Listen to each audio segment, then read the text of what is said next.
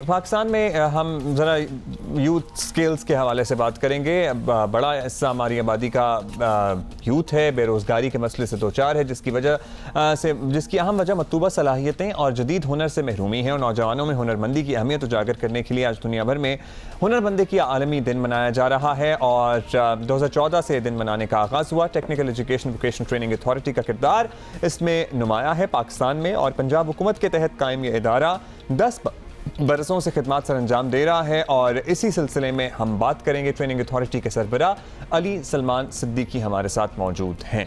बहुत शुक्रिया, आपने हमें ज्वाइन किया है। पहले तो आपसे यही जानेंगे कि ये स्किल्स की तरबियत, हुनर सीखना क्यों ज़रूरी है और क्या सिर्फ इन्हीं अफराद के लिए ज़रूरी है जो कि दीगर शोबों में आला तालीम नहीं हासिल कर पाते, तो लिहाजा कि उनके लिए एक डायरेक्शन, एक ऑप्शन बन जाता है।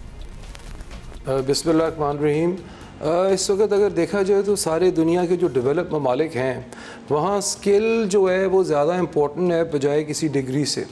अगर आप ऑस्ट्रेलिया चले जाएं तो वहाँ उनका जो टेवेट सेक्टर है जो टेक्निकल एंड वोकेशनल ट्रेनिंग को रेगुलेट करता है ओवर 70%। जर्मनी चले जाएं तो वहाँ ज़्यादा है ही बेसिकली हुनर पे फोकस।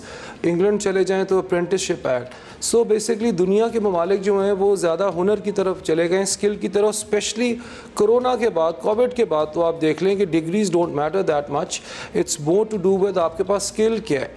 प्रॉब्लम रही है वो पाकिस्तान के अंदर वो ये है कि हमारे यहाँ टेक्निकल एंड वोकेशनल ट्रेनिंग जो अथॉरिटीज़ हैं उन पे फोकस नहीं किया गया। जो फोकस था वो ज़्यादा डिग्रीज़ के ऊपर ही किए हैं, जिसकी वजह से इतनी अनएम्प्लॉयमेंट है।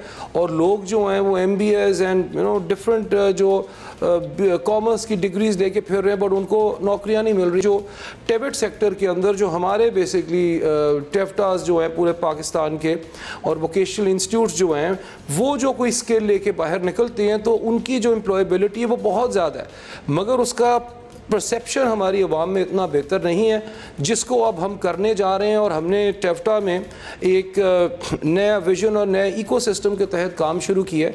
और अब आप देखें कि हमारे साथ जो स्टूडेंट्स आ रहे हैं हमारे स्पेशली ई लर्निंग डिवीज़न में, उसके अंदर लम्स भी हैं, IBA के भी हैं, इंटरनेशनल कोई स्टूडेंट्स जो हैं वो भी आ रहे हैं। सो हमने उसकी मार्केटेबिलिटी बेहतर की है, जिसकी वजह से स्किल्स जो है वो बहुत अब एक इम्पोर्टेंस लेता जा रहा है।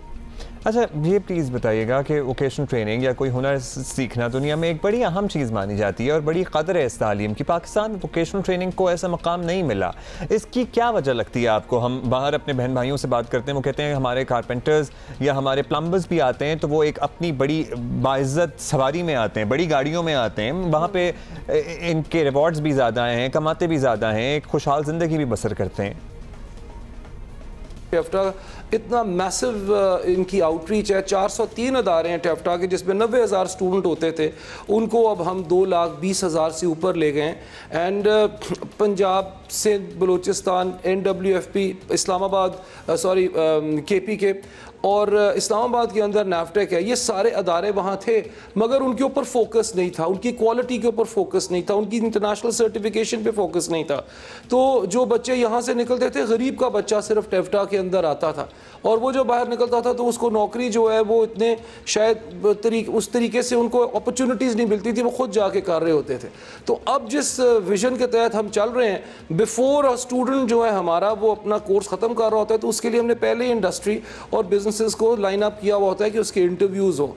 सो जब तक ये इनका फोकस जो है, जो हम अब इस गवर्नमेंट का है कि जब क्वालिटी के ऊपर वो इसके ऊपर पूरे फोकस करके पैसे नहीं लगाएंगे इस सेक्टर के ऊपर, तब तक ये बेहतर नहीं हो सकता। और वो अब इसीलिए बेहतर हो रहा है क्योंकि फोकस गवर्नमेंट का इस तरफ आ गया।